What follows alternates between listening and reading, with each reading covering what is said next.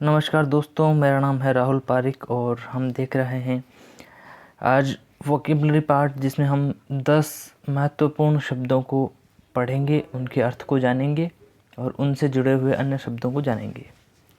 इस वीडियो में हम 10 शब्द लेंगे, लेकिन वस्तुतः हम 10 की जगह एक शब्द के साथ 5 अन्य शब्द लेकर 50 वर्ड्स देखेंगे हम कुल इसमें। और ये एसएससी के सभी एग्ज़ाम्स के लिए बहुत ही अच्छे शब्द हैं। तो चलिए शुरू करते हैं। आज का हमारा पहला शब्द है गैरुलस।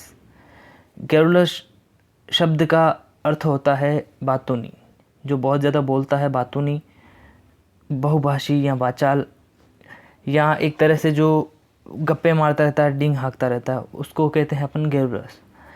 इससे जुड़े हुए बाकी शब्द हैं वर्बोसो, यानी बहुत ज़्यादा शब्द काम लेता है। वर्बोसो यानी जिसके पास बहुत ज़्यादा शब्द हों। ऐसे ही लोकेशियस यानी बातूनी, टॉकेटिव यानी जो बात करने में बहुत ज़्यादा एक्टिव है, बहुत ज़्यादा बोलता है, टॉकेटिव। गेबी यानी जिसके पास बोलने का गुण है, मतलब जो बातें बनाने या बातें करने में बहुत ही अच्छा है। और सेम प्रोलिक्स। ये सब इस गैरुलस के पर्यायवाची शब्द हैं। और सामान्य तौर पर अगर आपने परीक्षा दी है पूर्व में, तो आप जानते हैं कि ये शब्द बहुत ज़्यादा प्रयोग किया जाता है एंटोनिम में, सिनोनिम में, और कभी कभी वन वर्ड सब्स्टिट्यूशन में भी गैरुलस पूछा जाता है। इसके साथ ही ये वर्बोसो, लोकेशियस, टॉकेटिव, गेबी, प्रोलिक्स। चलिए अगला शब्द हम देखते हैं, और अगला शब्द है रेटिसेंट। रेटिसेंट इसका उल्टा है, यानी जो हमने अब तक पढ़ा था गैरुलस, इसका विलोम शब्द है रेटिसेंट। वर्बोसो और जो भी हमने लोकेशियस, टॉकेटिव, गेबी पढ़ा है, प्रोलिक्स, उनका विलोम शब्द यानी रेटिसेंट, यानी कि कम बोलने वाला, चुप रहने वाला या बहुत ही कम बोलने वाला। ऐसे ही सिमिलरली टेसिटर्न, लैकोनिक, टेलीग्राफिक और टाइट लिप्ड और एलिप्टिकल, ये शब्द कम बोलने वालों के लिए प्रयुक्त होते हैं। टेलीग्राफिक मतलब जैसे टेलीग्राफ में कम शब्दों में अपनी बात कहनी होती है, उसी तरह ये शब्द है टेलीग्राफिक। और लैकोनिक यानी बहुत ही जो कम बोलता है या चुप रहता है, वो लैकोनिक। सेम ही टेसिटर्न यानी चुप्पा जिसको बोलते हैं, चुप रहने वाला, वो हो गया टेसिटर्न। तो ये शब्द कम बोलने वालों के लिए हो गए, और एक तरह से हमने सिनोनिम्स और एंटोनिम्स दोनों देख लिए। और इस तरह से तकरीबन हमने 12 शब्द देख लिए हैं कुल मिला के। चलिए हम अगली स्लाइड पे चलते हैं। सेक्ल्यूशन। सेक्ल्यूशन शब्द का अर्थ है एकांत, या जो आदमी अकेलेपन में रहता है। जैसे कि ये मान लो कि आइसोलेट, आजकल हम बहुत ज़्यादा शब्द काम में लेते हैं, आइसोलेशन। तो ये आइसोलेट जो शब्द है, इसका समानार्थी शब्द है ये सेक्ल्यूशन, यानी कि एकांत में रहने वाला या खुद में विरक्त रहने वाला, तन्हाई में रहने वाला, अकेलापन में रहने वाला, वो होता है सेक्ल्यूशन।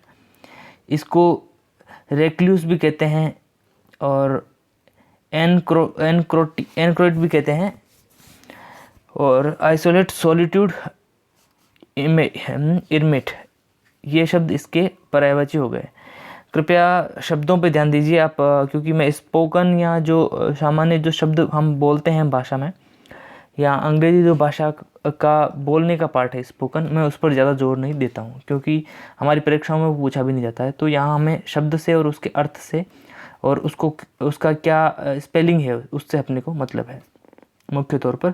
तो ये मुख्यतः ये शब्द ज़्यादातर हम देखते हैं कि सेक्ल्यूशन, रेकल्स और आइसोलेट और सॉलिट्यूड, ये ज़्यादातर काम में आते हैं। इन दो को आप चाहें तो छोड़ भी सकते हैं।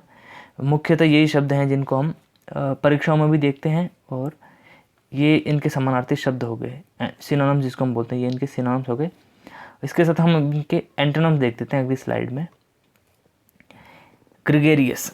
ग्रेगेरियस का अर्थ होता है एक तरह से मिलनसार या सामाजिक, या फिर जो लोगों के साथ घुल मिल जाते हैं एक तरह से।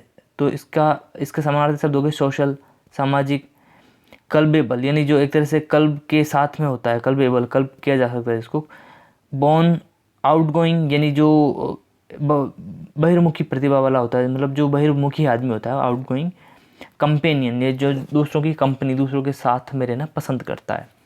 ये इसके समानार्थी शब्द हो गए गैरुलस के। और हमने इससे पहले इसके विलोम शब्द देखे थे, सेक्ल्यूशन, आइसोलेट और ये सब जो अकेलेपन के शब्द थे और ये सबके साथ रहने के शब्द थे। सामान्य तौर पर इनको हम परीक्षाओं में देखते हैं। और चलिए हम अपना अगला शब्द देखते हैं आज का, पिवोटल। पिवोटल शब्द का अर्थ है मुख्य या क्रूशियल जो होता है, एक तरह से ये मान लीजिए कि प्रधान या मूलभूत, जिसको हम कहते हैं हिंदी में, वो शब्द है पिवोटल। इसका अर्थ है क्रिटिकल, क्रूशियल, की, विटल, डिसाइजिव। डिसाइजिव यानी जो वो फैक्टर जिसके बिना जो खेल बदल देता है, जैसे कि ये हम बोलते हैं ना, ये डिसाइजिव फैक्टर है, तो ये मुख्य चीज़ है। ये विटल है यानी काफ़ी महत्वपूर्ण, जिसको हम कह सकते हैं, वो इसका अर्थ है। की पॉइंट जैसे हम बोलते हैं, तो ये एक तरह से मुख्य जो बिंदु होता है उसके लिए धुरी है, जिसको कि ये धुरी है, ये अक्ष है, एक्सिस है, वो एक्सिस भी इसका अपन यूज कर सकते हैं एक तरह से। क्रूशियल और क्रिटिकल, ये इसके अर्थ हो गए पिवोटल के। चलिए अगला शब्द देखते हैं, डेबेकल। डेबेकल शब्द का अर्थ है एक तरह से विनाश या विध्वंस, या हम कह सकते हैं कि हार, पराजय भी कह सकते हैं इसको अपन, पराजय, नष्ट होना एक तरह से। यानी कि कुल मिला के ये एक नेगेटिव सेंस का शब्द है जो बहुत अलग अलग तरह से यूज किया जा सकता है। जैसे कि बम अगर हम देखें वैसे तो ये एक तरह से विस्फोटक शब्द है कि बम, लेकिन इससे होता क्या है, विनाशी होता है, इससे कुछ फ़ायदा नहीं होता है। हैवोक का मतलब होता है तबाही, तो ये इसका डिजास्टर, जैसे कि हम कहते हैं कि एक ये बहुत बड़ी आपदा थी, डिजास्टर, तो कैटेस्ट्रोफ, बस्ट, ये सब डेबेकल के पर्यायवाची शब्द हैं, अर्थात कि ये सब विनाश के शब्द हैं। मतलब ये एक तरह से नेगेटिव सेंसेशन वाले शब्द हैं। तो अब हम देख लेते हैं कुछ पॉजिटिव सेंसेशन वाले शब्द, लेकिन सॉरी नेगेटिव ही है ये भी। सैवेज। सैवेज का मीनिंग होता है कि एक तरह से जो बर्बर होता है या बहुत ख़राब, एक तरह से जिसको बोलते हैं कि जो शांत नहीं हो सकता है, एक तरह से बहुत ज़्यादा ही जो जंगली हो या हिंसक हो, वो होता है सैवेज। बार्बरिक, इनह्यूमन यानी जिसमें बिल्कुल भी कोई मानव जैसा गुण नहीं है।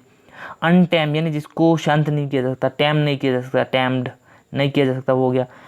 फेरोसियस यानी सेम इक्वली वो का वही हो गया कि जो बहुत ज़्यादा एक तरह से आग की तरह है, वो हो गया। तो अगर हम इनका विपरीत देखना चाहें, इनका एंटोनिम देखना चाहें, तो हम देखेंगे कि जैसे कि सिविलाइज, CVILIZ, सिविलाइज है ना, जो सामाजिक हो, एक तरह से सौम्य हो, ठीक है। जैसे कि अपन माइल्ड भी कह सकते हैं जिसको, या फिर अनटैम है तो अपन टैम कह सकते हैं, टैम्ड यानी जिसको शांत हो, जो वो इसका विपरीत हो गया। इस तरह जो हमने इससे पहला शब्द देखा था डेबेकल, हम इसके सिनोनिम भी देख सकते हैं। डेबेकल, हैवोक, डिजास्टर, ये तबाही के शब्द हैं, तो अपन इनकी जगह इसका विपरीत शब्द देख सकते हैं। जैसे कि अपन देख सकते हैं कि सक्सेस, ब्लॉकबस्टर, या फिर अपन देख सकते हैं विक्ट्री, क्योंकि वो अच्छे शब्द हैं। फ्लोरिश करने वाले शब्द हैं, फ्लोरिश, है ना। तो ये सब इसके अपन विलोम शब्द देख लिए अपन ने। ऐसे ही अपन अगला शब्द देखते हैं। अब क्योंकि मैंने इतने ही शब्द लिए थे, इसके बाद में मैंने जो शब्द लिए हैं वो एक दो शब्द इसी फॉर्म में लिए हैं, मैंने इनका अलग से कोई अर्थ नहीं लिखा, वो अपन ऐसे ही हाथ से लिख लेंगे। अपसर्ज का अर्थ होता है चढ़ाव, एक तरह से चढ़ाव या फिर बहाव, जिसको अपन कह सकते हैं कि बहाव, अपसर्ज।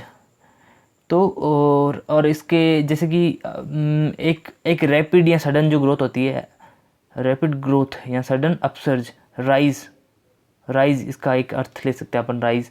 फ्लो, बहाव हो सकता है ये। रश, बहुत ज़्यादा एक तरह से। तो ये सब स्टॉर्म भी कह सकते हैं अपन। तो ये अपसर्ज के सिनोनिम हो गए सब के सब। चलिए हम इसका विलोम शब्द देखते हैं कुछ अपसर्ज के। तो जो एक तो अपसर्ज का मतलब जो बहाव है, आगे बढ़ रहा है, लेकिन जो स्थिर है, वो अपन कह सकते हैं इसका विलोम है। तो स्टैंड स्टिल, इसका विलोम हो गया, स्टैंड स्टिल हो गया। अगर अपन ने फ्लक्स यानी बहाव देखा है तो इनफ्लक्स इसका विलोम हो गया, ठीक है। और वोर्सन, WORS इन्वर्सन, यानी मतलब कि जो बुरा है, मतलब बिगाड़ जहाँ अपन कह सकते हैं, वो इसका विलोम हो गया। तो ये हो गया अपसर्ज के एंटोनिम्स और सिनोनिम हमने देख लिए। चलिए अगले शब्द को अपन देखते हैं। अगला शब्द है रेजिस्टेंस, परसिस्टेंस, रेजिस्टेंस नहीं है, रेजिस्टेंस तो अलग शब्द हो गया। परसिस्टेंस का अर्थ हो गया एक तरह से कि कोई काम करने में वो आदमी परसिस्ट है, मतलब दृढ़ है, लगन से, मतलब लगातार किए जा रहा है, तो वो परसिस्ट से बना है परसिस्टेंस। तो परसिस्ट भी एक अपने आप में शब्द है, PERSIST, ये भी एक शब्द है अपने आप में, इससे ये बना है परसिस्टेंस। तो चलिए हम इसके बाकी शब्द देख लेते हैं। ये काफ़ी अच्छे शब्द है, जैसे कि परसिस्टेंस यानी लगातार दृढ़, तो अपन इसको बोलते हैं कंटिन्यू। कंटिन्यू इसका एक सिनोनिम्स हो सकता है कंटिन्यू, कंटिन्यूअस या कंटिन्यूटी हो सकता, कंटिन्यूटी। ऐसे ही ड्यूरेबिलिटी, ड्यूरेबल जो होता है यानी जो चलाऊ है, लगातार चलेगा, ड्यूरेबल, ड्यूरेबिलिटी इसका शब्द हो गया। एविडेंस एक बहुत अच्छा शब्द है, देखिए मैं एक अलग में लिखता हूँ इसको, एविडेंस, ABIDANCE, एविडेंस इसका एक शब्द हो गया। और इसके एंटोनिम्स को अपन देख सकते हैं, तो क्लोज, टर्मिनेट या एंड हो गया, वो इसका एक एंटोनिम हो गया। डिसकंटिन्यू इसका एक शब्द हो गया। चलिए थैंक यू। चलिए हमने आज काफ़ी शब्द देख लिए इसमें, और आज के लिए इतना ही, और नेक्स्ट वीडियो में मिलेंगे। Thank you. और देखिए आप करते रहिए अपने हिसाब से दूसरे और शब्दों को। मैं अब कोशिश करूँगा कि मैं जो पिछले अपने एग्ज़ाम्स में हुए हैं, जैसे कि 2018 के पेपर्स में जो है हुए हैं, उन शब्दों को लेकर के आऊँ। तो चलिए बाय बाय, बहुत बहुत धन्यवाद आपको सब।